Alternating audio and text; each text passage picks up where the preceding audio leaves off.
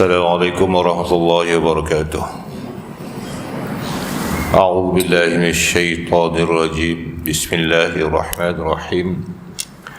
Alhamdulillahi rabbil alamin wassalatu wassalamu ala asyrafil anbiya'i wal mursalin wa ala alihi wa sahbihi ajma'in. Subhanaka la ilma lana illa ma 'allamtana innaka antal alimul hakim. Rabbi shrah li sadri wa yassir li amri wahlul 'uqdatam min lisani yafqahu qawli.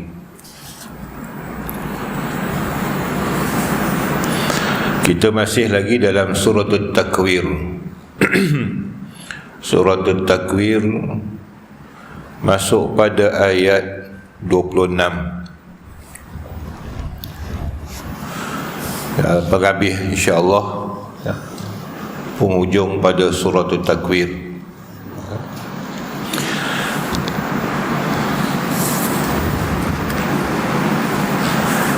A'udzu billahi minasyaitonir rajim. Fa aina tadhhabuna in huwa illa dzikrun lil alamin liman syaa'a minkum ay yastaqima liman syaa'a minkum ay yastaqim wa ma tasha'una illa an yasha Allahu rabbul alamin, sampai pada penghujung surah. Baik.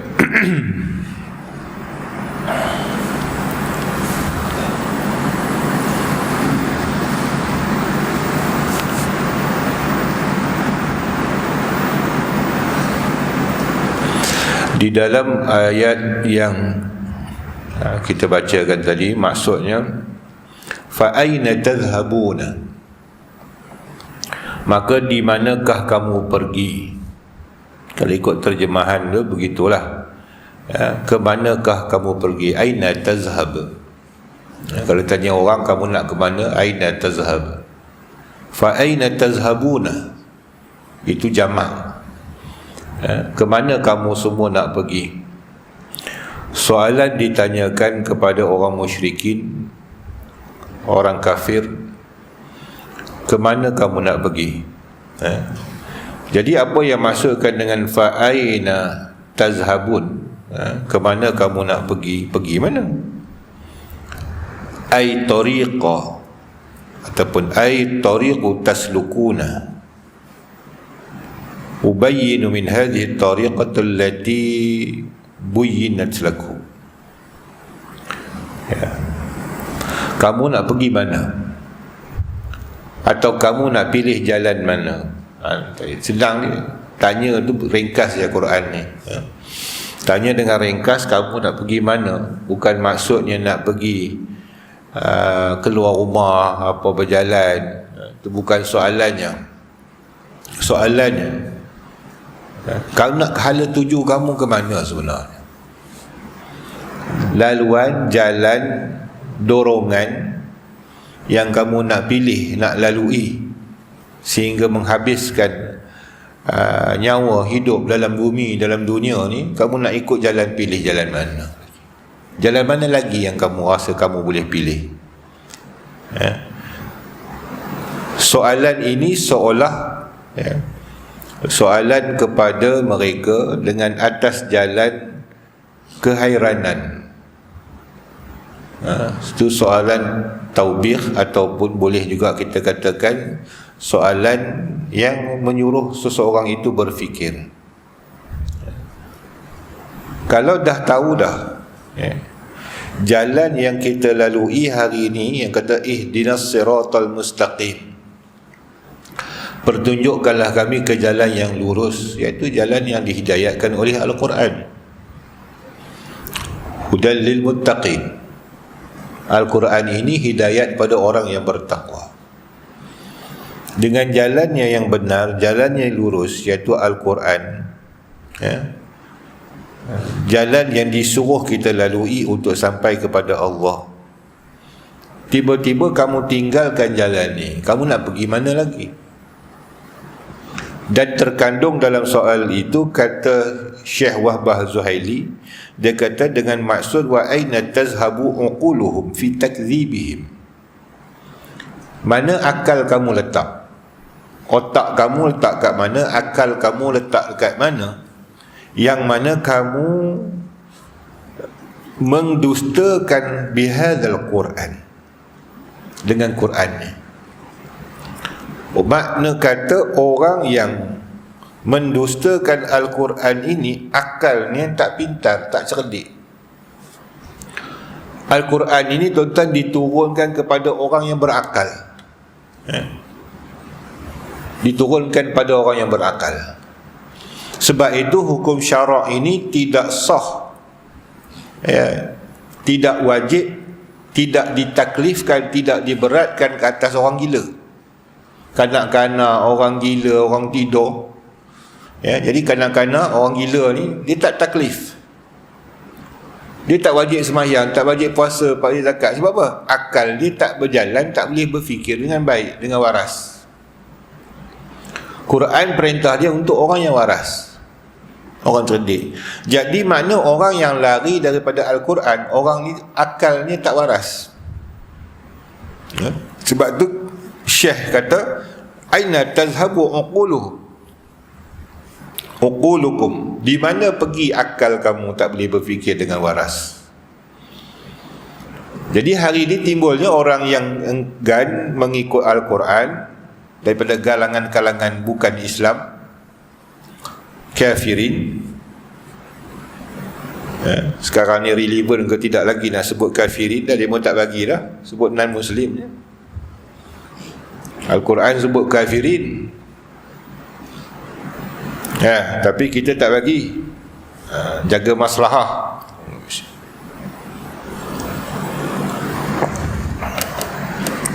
Juga golongan-golongan yang cenderung kepada kekufuran, yang mengaku diri mereka Islam tapi hati mereka liberal, hati mereka kufur dengan Quran.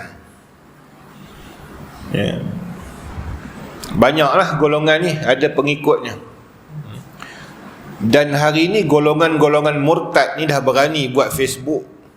Banyak dah grup grup saja pun dah beratus dah rasanya, belum lagi members. Members dia tak tahulah, satu-satu grup 300-400 orang. Jadi buat kajian, yang orang buat kajian beribu dah orang Islam jadi kafir, ini dah nyata dengan Facebook. Tak termasuk golongan etis, tak termasuk lagi golongan liberal, tak termasuk lagi golongan yang menolak syariat, golongan yang kata sembahyang tak wajib, golongan yang mempersendakan Al-Quran dan hadis, golongan yang tolak Quran, golongan yang tolak hadis mata-mata. Semuanya murtad. Dan kebanyakan golongan ni sembahyang pun tak, yang nak pertahankan dia, kata dia Islam. Inilah kita katakan, kalau ikut soalan kat sini, aina uqulukum, mana pergi akal, otak, fikiran mereka. Sebab tu siapa yang tak boleh memahami Al-Quran dengan akal fikiran yang sesuai, akal fikiran yang boleh ditemani dengan ilmu-ilmu yang dikaitkan dengan ilmu alat, ilmu untuk memaham Quran, maka mereka akan sesat, akan jadi sesat. Ada disebutkan, kita dalam kuliah tafsir saya pagi tadi dengan online, yang disebut makna ya'lamun ditafsirkan di sana yatadabbarun, orang yang mengetahui, orang yang berakal, mereka ni boleh tadabbur Al-Quran. Tadabbur dengan tafakkur. Dua benda yang kita kena dengan Quran ini, satu yatadabbaruna, yatafakkaruna. Apa yatadabbarun? Quran itu boleh ditadabbur. Kita selalu dengar perkataan tadabbur ni. Betul faham apa tadabbur? Ustaz-ustaz banyak sebut tadabburlah Quran. Oi, Facebook pun lagi buh muka Facebook, tadabbur. Apa makna tadabbur? Kata ulama, at-tadabburu, ya, yang kata tadabbur itu iaitu dengan mana hati kita memikirkan, mengenangkan atau bekerja hati kita pada memikirkan tentang akibat sesuatu perkara. Itu yang tadabbarun. Maka lebih kepada mana tadabbur Quran ini memperingatkan kita tentang neraka, azab Allah. Ya, membaca ayat Quran, mengingat apa yang ada dalam perintah Allah dan larangan Allah. Akibat kita nanti kalau aku buat benda baik, masuk tempat baik, buat benda jahat, tempat jahat. Itu tadabbur. Memikirkan apa yang Tuhan perintah, apa yang Tuhan larang. Ya. Kemudian yang keduanya tafakkur. Tafakkur ni hati memikirkan dengan dalil. Haram ini kerana ada dalilnya, halal ini kerana ada dalilnya. Kerana ada dalil. Tak ada dalil, tak ada hukum. Saya semalam baru bersembang dengan sahabat saya Abdul Rahman di Sungai Batang, Arab tu. Kita ilmu kita kurang orang Arab ni otak dia, hafalan dia tinggi. Jadi isunya, dia tanya apa masalah, mula tanya tentang sanitize. Saya pernah terang pada tuan-tuan, jadi kita ni bukan tahu sangat. Ustaz dia kata, sanitize kita bawa dalam semayang boleh tak, kata dia. Dia boleh cakap Melayu, Syekh Abdul Rahman. Kata boleh. Dalil gitu. Arab dia mesti tanya dalil. Lah dalil, tak ada dalil. Jakim kata boleh. Jadi kata kajian dalam masalah sanitize ni tuan-tuan, alkohol yang ada dalam sanitizer ni sejenis alkohol. Alkohol ni ijma' ulama' pada peringkat awal mengatakan ianya najis sebab dia dikatakan kategori arak, khamar. Jadi saya tak jelas dia macam tu lah. Saya kata fatwa kata boleh lah, saya tak boleh nak buat kajian sendiri. Ada perkara yang kita kata kena buat kajian sendiri, kita tak mampu, maka kita pegang pada fatwa lah. Jadi dalil kalau ikut arak semua najis. Kalau ditanya dalil tadi, dalilnya arak najis semua.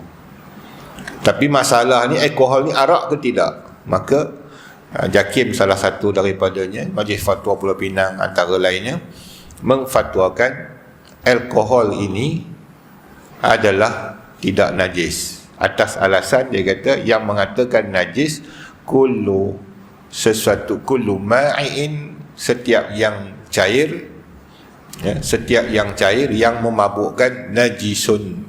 Itu kaedah dalam mazhab Syafi'i. Kullu ma'in muskarin najisun.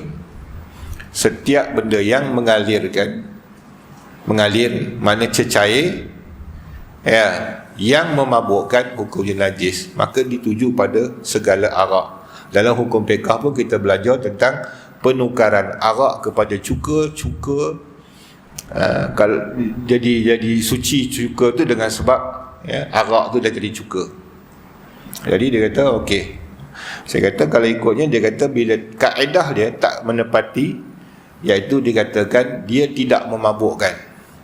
Kajian sains mengatakan alkohol yang dimasukkan pada ubatan, yang dimasukkan pada perfume, ianya tidak memabukkan. Jadi saya tak jelas gitu lah. Saya kata Jakim kata boleh lah gitu. Cari dalil ni mana cari ya? Itu kajian dalilnya, digelak lah. Okey, dia kata kalau najis, dia kata kalau najis lah, dia kata dia aini atau hissi atau maknawi. Saya kata aini apa, dia dah hilang, kata dia. Okey, dah hilang. Dia bukan hilang, dia melekat di badan. Sebab dia bercampur dengan gel, bercampur dengan cairan lain, maka dia melekat. Walaupun alkohol ni dia bersifat hilang, walaupun dia hilang, dia hinggap juga sekejap. Nak terang tu, saya kata dah, dia tak hilang. Yang hilang alkoholnya, yang lain tu melekat. Jadi kalau kita hukum najis tak sah lah.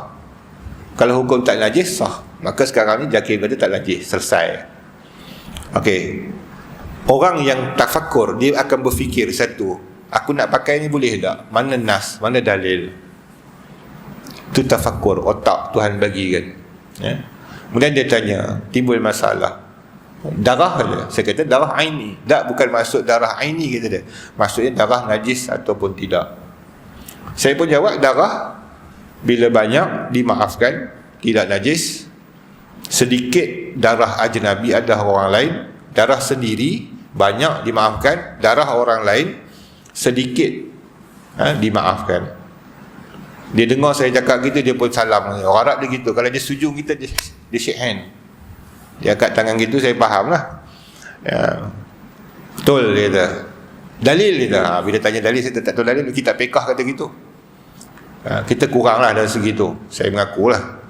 Dia kata dalilnya Sayyidina Umar, kata dia. Sayyidina Umar dibunuh ketika sembahyang. Ni orang yang diguna otak untuk berfikir tentang dalil. Dalil ni yang mensahkan kita buat ibadat, tuan-tuan. Ada tafakur, bukan tadabbur lah tu, ya. Jadi ditikam daripada belakang, darahnya keluar banyak, dia sambung sembahyang. Oh, kita dengan orang alim kan, dia pandai, dia bawa dalil, ya. Kita jumpa dalam kitab fiqh, tuan, saya bab dalil ni kurang lah, sebab kita taklid pada mazhab, dia taklid dan dia cari dalil, ya. Dia kata tu salah satu lah, ya, daripada dalilnya. Dia tikam, dia terus semayang, maka diambil hukum daripada situ. Darah dia, kenapa dia tak berhenti sedangkan darah tu najis? Kenapa dia tak berhenti semayang? Patutnya kena berhenti semayang lah, darah keluar. Jadi dia kata kerana di situlah menunjukkan darah sendiri tidak menajiskan, dimaafkan sebenarnya, ya. Jadi kalau kita semayang, keluar darah daripada hidung, basah badan kita dengan darah, teruskan sembahyang, sebab darah sendiri, ya. Kemudian kalau darah orang lain, ya, dia dikira kecil, besar tak boleh, maka di situ ijtihad ulama, besar mana, ya. Yang kata kecil tu besar mana, orang Perak, orang Melayu ni kecil pun dia panggil besar. Saiz sesuatu dia panggil besar atau kecil. Jadi kita tak kata kecil mana, kecil tu besar mana kecil tu, tu bahasa orang Perak sama, ya. Sebesar 50 sen, itu kadar yang diletakkan ulama Jawi, mengatakan bahawa yang kecil darah orang lain terpercik dekat kita tu adalah sebesar 50 sen. Tuan-tuan kena ingat benda tu, sebab dia jadi khilaf, ya. Kalau kita tak faham, tu kata otak yang Tuhan bagikan tafakur bid dalil, sebab ada dalil. Quran itu dalil kita, hadis itu dalil kita, ya. Kemudian dia tanya lagi, saya ada bekas air, dia tunjuk tu lah apa, tempat tuang air makan, ada makan jamuan tu. Dia kata saya berwuduk dalam bekasnya, boleh tak ustaz? Saya kata boleh. Dia terkejut, ni ada, macam mana boleh, dia kata. Saya kata cedok, bawa keluar. Dia tepuk tangan saya lagi sekali, dia kata sah, kata dia. Kemudian saya kata tak jadi mustakmal, dia saja jolok saya, tak jadi mustakmal. Tak, sebab dia angkat cedok bawa keluar. Yang jadi mustakmal kalau menitik dalam bekas, dia kata Imam Syafi'i menyebutkan bahawasanya tangan yang dicelup dalam bekas tidak memustakmalkan air. Saya kata memang ada dalam kaedah dalam kitab fiqh, orang yang berwuduk dalam bekas kecil, saya kata dia basuh muka, dia cedok air gitu, dia buat tu, jangan menitik dalam tu, walaupun kurang 2 kalah.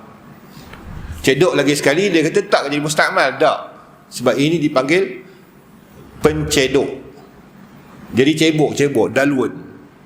Jadi dia tak hukum mustakmal sebab dia cebok, dia bukan anggota wuduk lah. Basuh lagi kedua tak apa menitik, sebab air bukan mustakmal lah.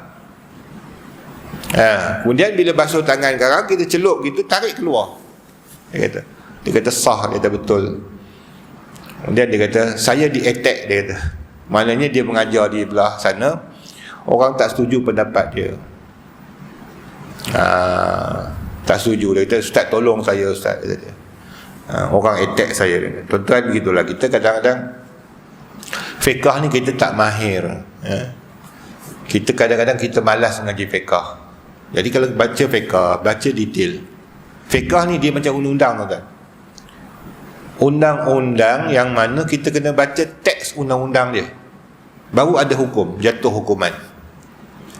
Tapi kalau main akambang itu, tak boleh ayat mustaqbal ni tak sah, tak cukup 2 kolah. Itu umum, itu masih umum, tuan. Itu bukan hukum spek dia.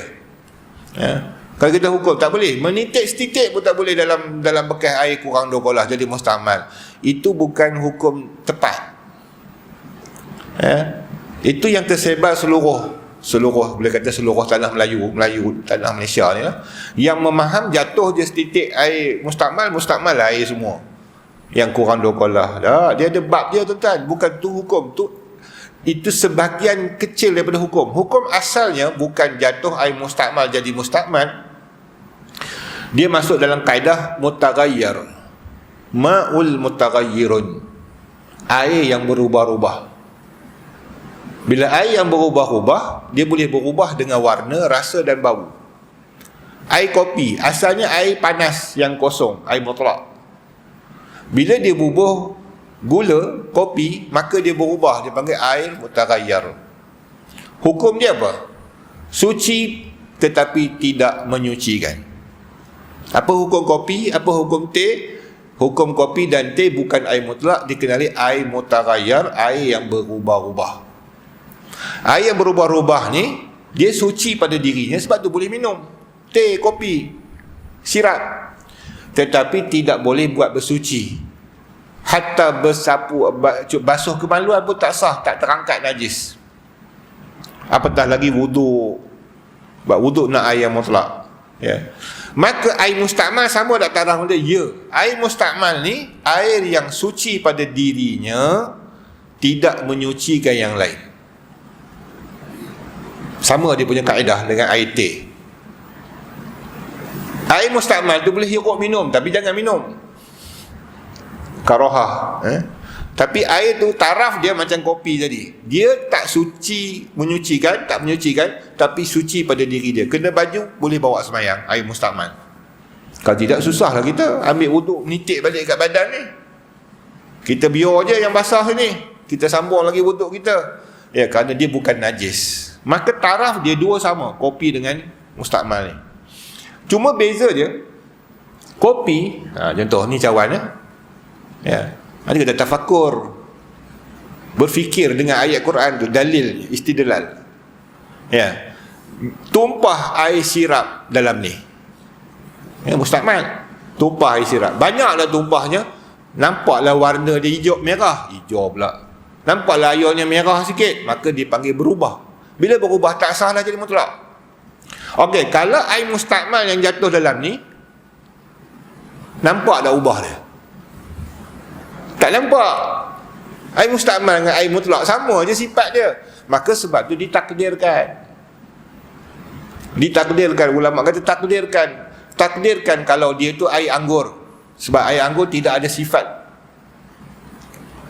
Jatuh dalam bekas tu, berubah tak? Tak berubah. Maka itu dipanggil sikit, sah berwuduk dengannya. Yang jadi mustaqmal, bila kita sangkakan masuk air mustaqmal dalam ni, berubah air tu.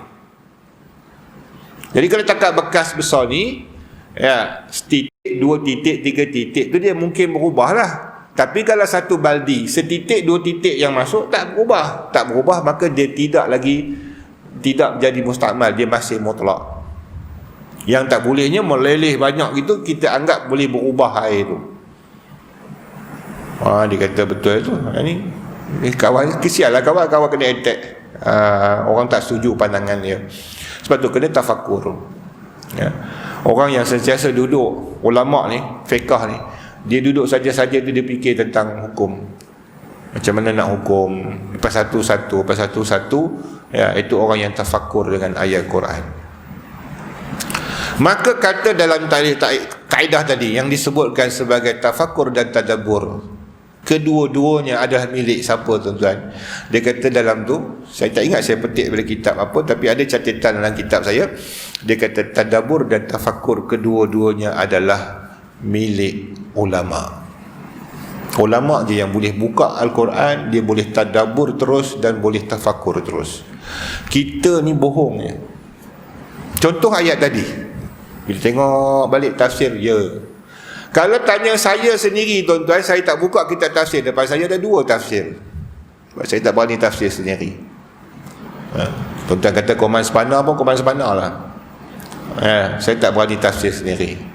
Sebab kalau saya tafsir sendiri, saya tengok tadi ayat aina tazhabun, kamu nak pergi mana? Saya kata nak pergi mana? Saya tak tahu apa maksud Quran. Sebab tu milik ulama. Tadabbur dan juga tafakur tu milik ulama, mencari dalil. Apa yang cerita sini ni? Pergi tiba-tiba Quran tanya kamu nak pergi mana, woi, kata. Kalau kita lah, mana? Market. Tiba-tiba dalam Quran tanya soalan yang sama, woi, kamu nak ke mana? Apa hal Ustaz? Quran ni tiba-tiba mana, kamu nak ke mana? Apa nak jawab? Kan? Kalau dalam semayang nak jawab ke? Itu yang timbul tadabbur dan tafakur.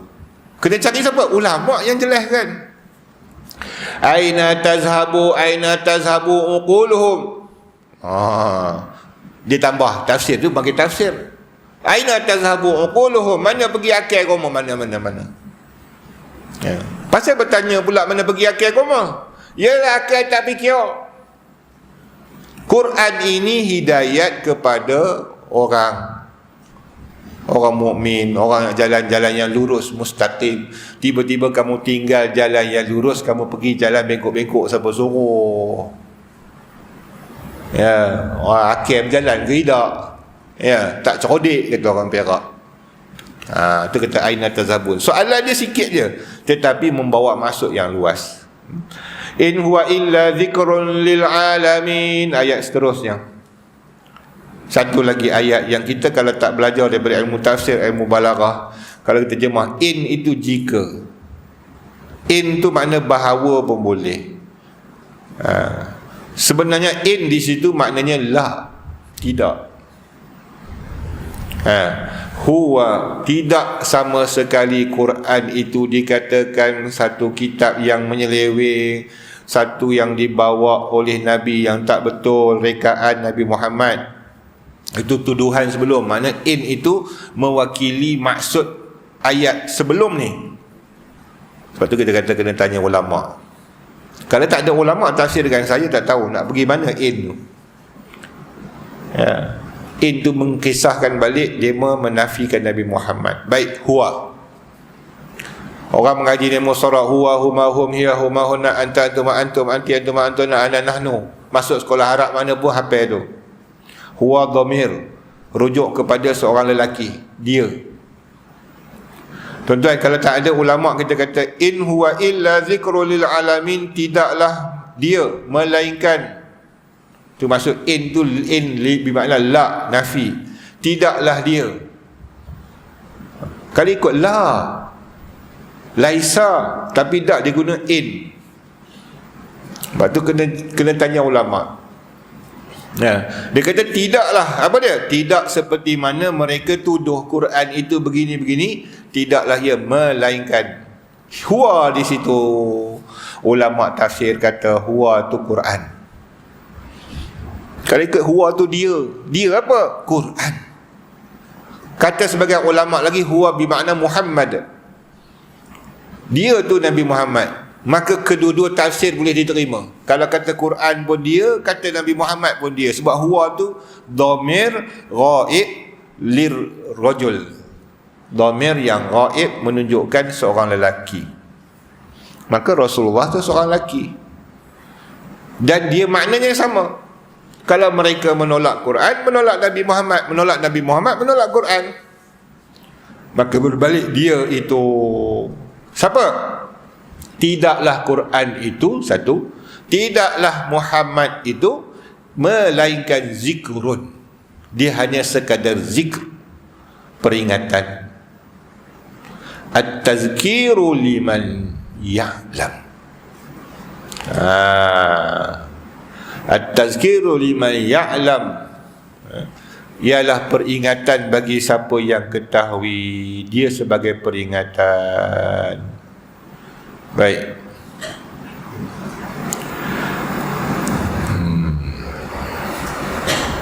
Iaitu ai bi annahu tazkiratun, bahawa dia adalah tazkirah. Az-zikru bi mana tazkirah. Apa beza tuan?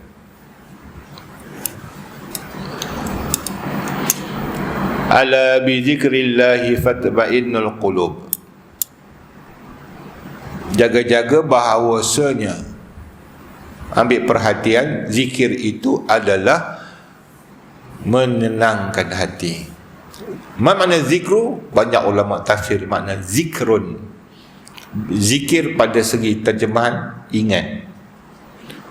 Menyebut pun nama zikir, ingat. Sebut tu kerana ingat lah. Ingat ada dua, ingat di lidah, ingat di hati. Maka bila berzikir subhanallah, subhanallah, namanya zikir. La ilaha illallah, namanya zikir. Baca Quran, namanya zikir. Zikir di lidah. Ada orang dia diam, hati dia ingat Allah, Allah, Allah, namanya zikir. Zikir dalam hati, zikir qalbi. Itu makna zikru. Jadi kalau kita katakan orang yang dia, kenapa ulama tafsir ni dia tak nak sebut itu zikir, ya, dia kata tazkirah. Kerana berbeza. Tazkirah ini maknanya peringatan. Sekarang ni ceramah, bagi nasihat, mau'izah, ya, di masjid surau banyak orang sebut tazkirah. Ustaz bagi tazkirah sikit. Tazkirah tu peringat.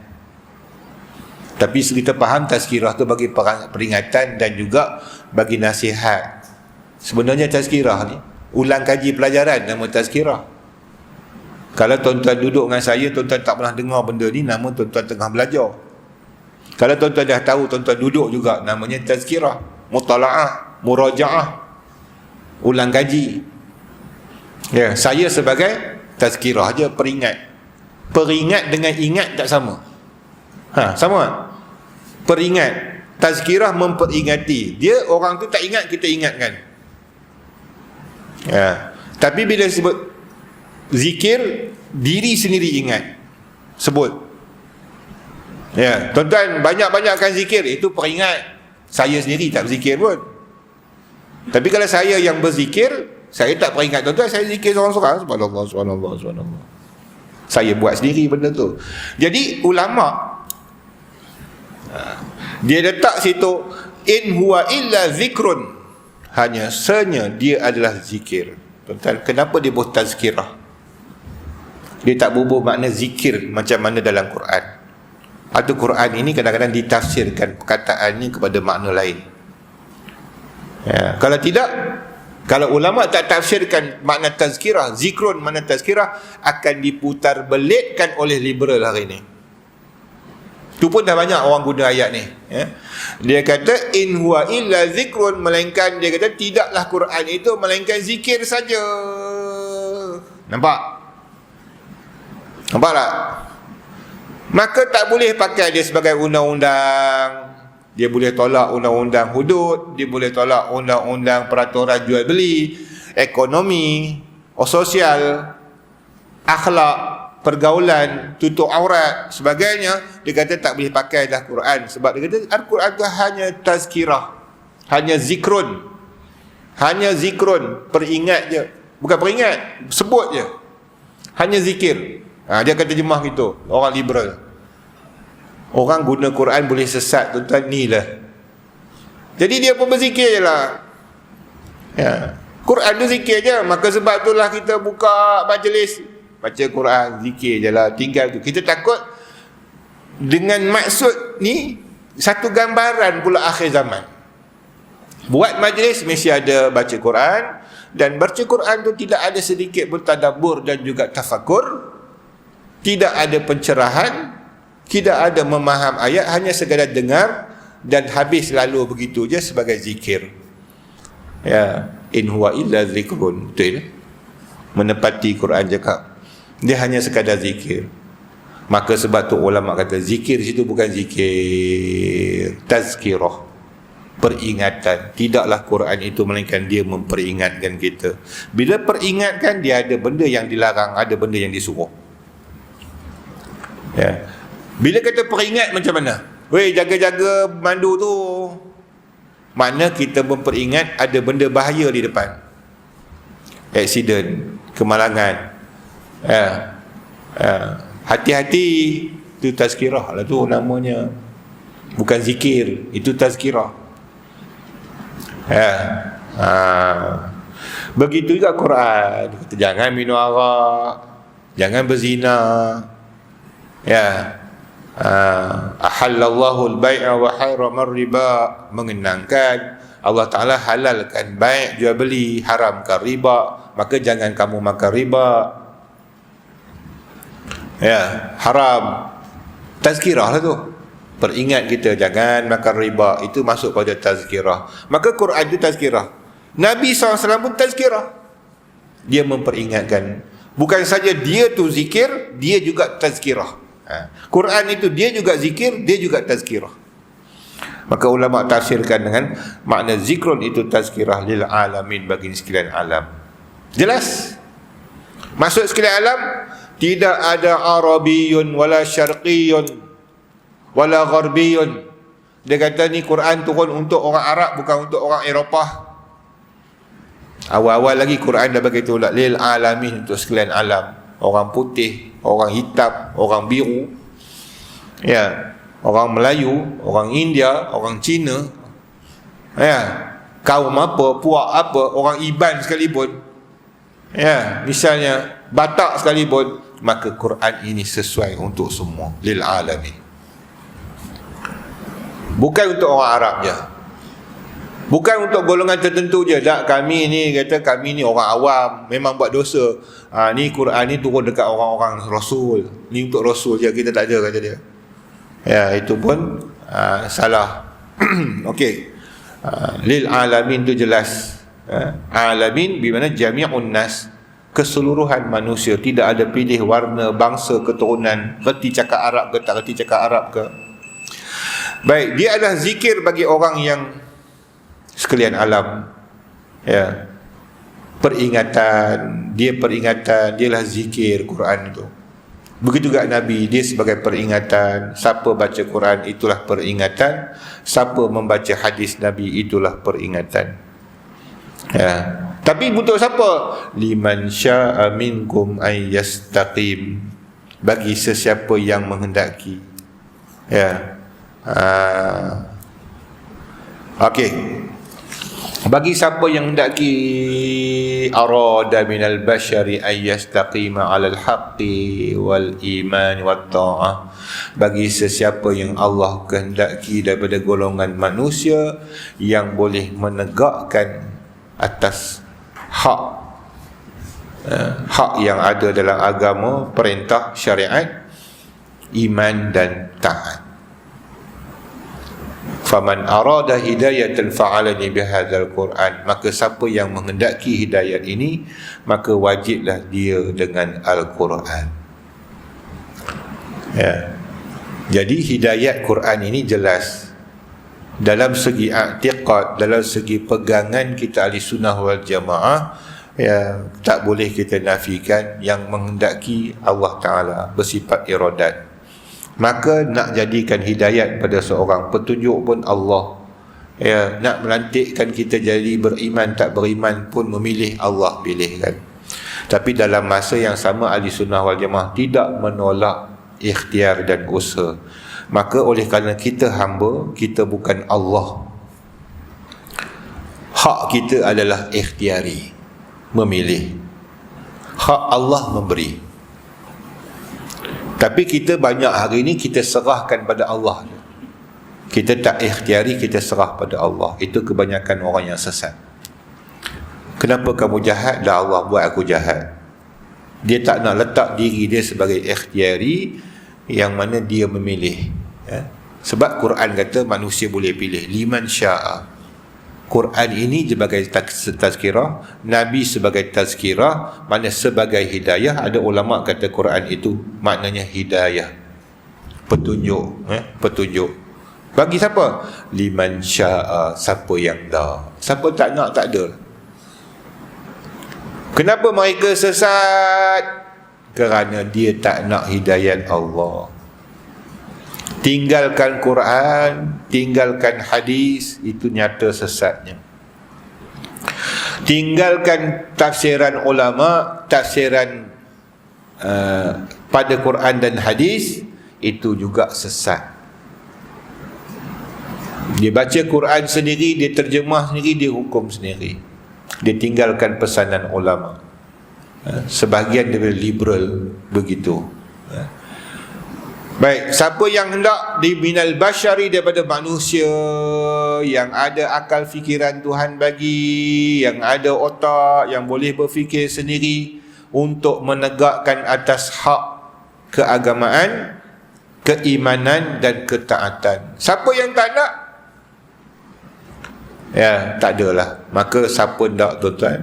Faman arada hidayata fa'alaihi bihadzal Quran. Siapa yang nakkan jalan yang hak, yang benar, beriman dan taat, dia kena berpegang atas Quranul Karim. Yastaqim.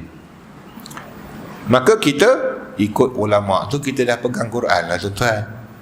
Bukan mana pegang Quran tu bawa kidik Quran, buka ayat ni hukum apa, ni hukum apa. Itu bukan kerja kita, tu kerja ulama. Kita ikut ulama mana kita dah ikut Quran. Okey. Dan Quran itu fa innahu mudajatun lahu wa hidayatun. Dia adalah tempat bisikan kita, rayuan kita dan hidayat pada kita. Okey.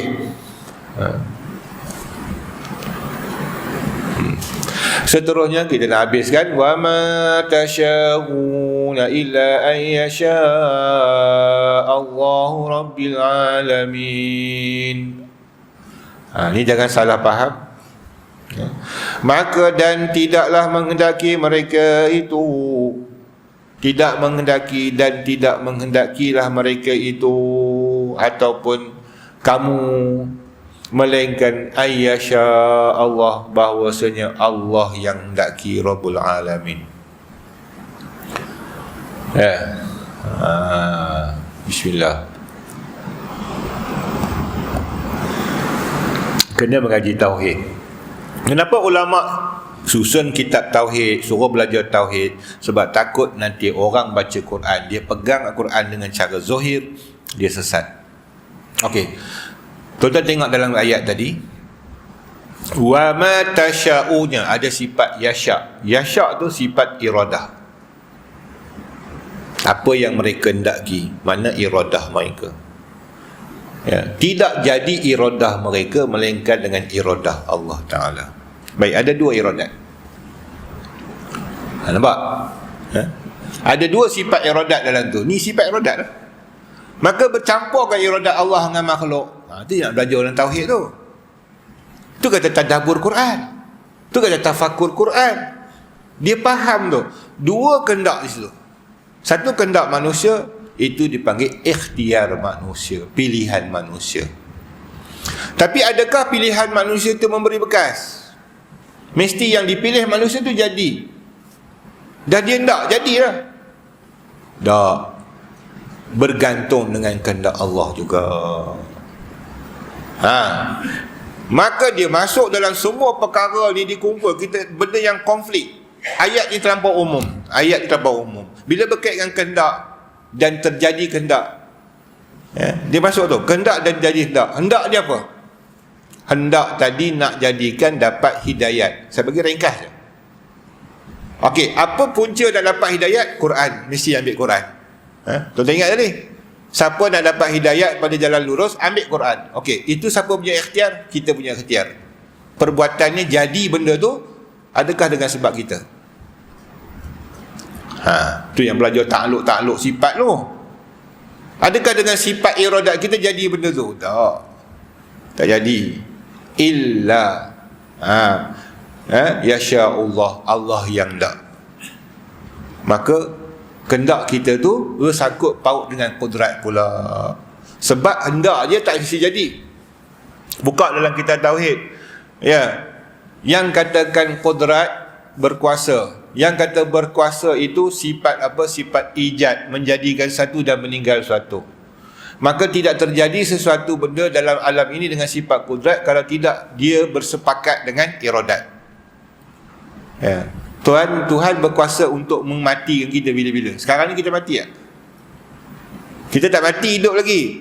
Maka tak muafakat kehendak Tuhan dengan kuasa Tuhan. Tuhan kuasa buat tapi tak kehendak, tak jadi dah mati. Dengan kehendak Tuhan kita hidup, Kuasa Tuhan pula menghidupkan kita. Kita kalau hidup sendiri ni, kita dihidup Allah. Allah hidupkan kita. Kalau Allah tak hidupkan kita, biar kita mati kita. Kita ingat apa ni? Jantung kita tu bergerak bubak-bubak ni, dengan kudrat Allah jadikan jantung bergerak. Bukan jantung bergerak sendiri, dengan kudrat Allah. Syirik sampai kata jantung bergerak sendiri. Allah yang gerak. Setiap manusia dalam alam ni, berapa orang manusia, berapa binatang, berapa Tuhan yang hidupkan dan mematikan. Maka sekarang ni kita hidup, Allah menghidupkan dengan sifat kudratnya, muafakat iradatnya, yasha. Itulah ngaji sifat 20. Muafakat dengan iradat, dengan kudrat baru jadi. Okey, sekarang dia tak sebut kudrat, sebut iradat, tapi kita kena sebut kudrat. Walaupun ayat tak sebut, kerana tak akan jadi iradat tanpa kudrat. Mana boleh jadi satu benda tanpa kudrat? Dia nak je tapi tak kuasa. Berkuasa Allah mengubah orang tu hatinya daripada kafir kepada Islam.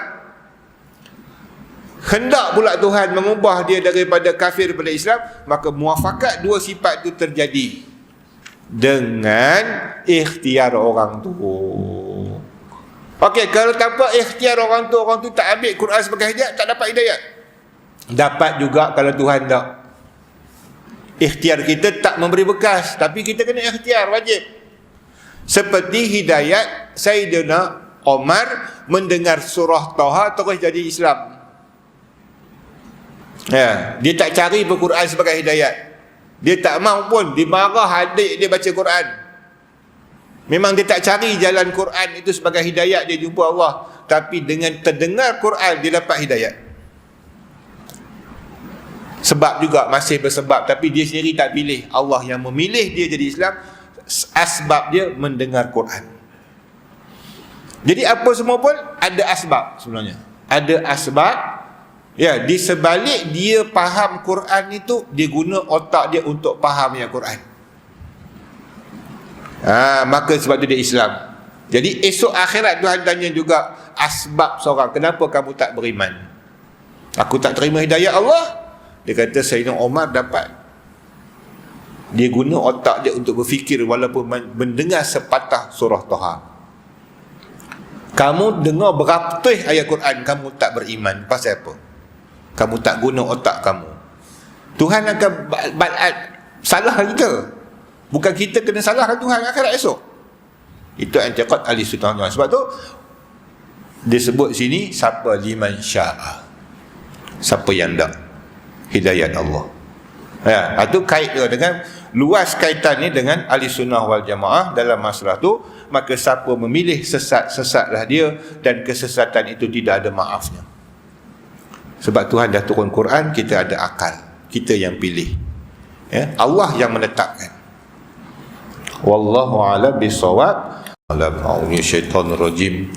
Bismillahirrahmanirrahim. Alhamdulillahil alamin wassalatu wassalamu ala asyrafil anbiya'i wal mursalin wa ala alihi washabihi ajma'in.